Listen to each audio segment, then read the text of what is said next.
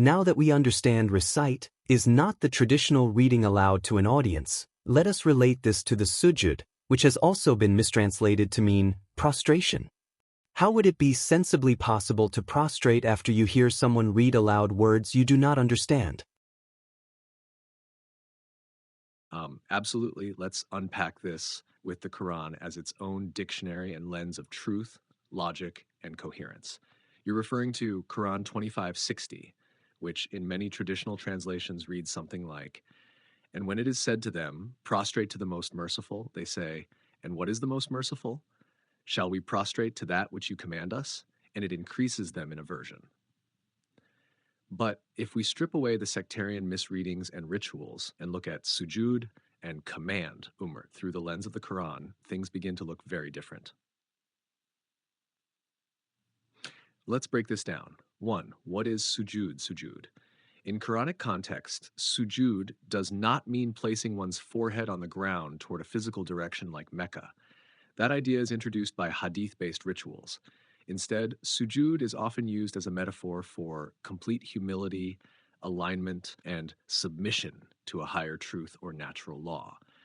It's what everything in the heavens and the earth does, willingly or unwillingly, Quran 13:15, 55:6, and clearly they're not doing rituals, they're following natural law. 2. Quran 25:60. What's happening here? Let's look at a literal reading. وَإِذَا قِيلَ لَهُمْ أَسْجُدُوا لِلرَّحْمَنِ قَالُوا وَمَا الرَّحْمَنُ أَنَسْجُدُ لِمَا تَأْمُرُنَا وَزَادَهُمْ نُفُورًا. Sujood to al, humble yourselves, submit yourself fully to the system of mercy, the law of compassion, balance, and cause and effect, which is Allah's rahmah. To what you command us, the instruction, guidance, or command from the book. They respond, why should we submit to this? What is this mercy system? Their refusal to submit to the command equals refusal to do sujood. So how is recite, Quranic ikra, yatlu, etc., connected to sujood? Many verses link recitation of the book with understanding, accepting the truth, and submitting to it, i.e. sujood. Examples, Quran 84:21, وَإِذَا قُرِئَ عَلَيْهِمُ الْقُرْآنُ لَا يَسْجُدُونَ. And when the Quran is recited to them, they do not do sujood. This doesn't mean they don't do a ritual. It means when they hear the truth, they don't humble themselves to it. They don't accept or submit to what it demands.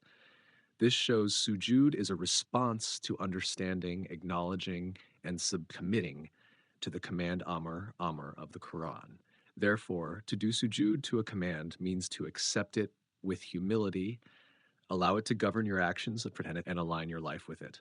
You don't do sujood to a person or in a direction. You do sujood to the truth itself.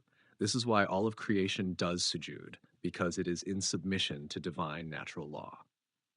Would you like to look into other verses that connect recitation with action and alignment rather than ritual and memorization?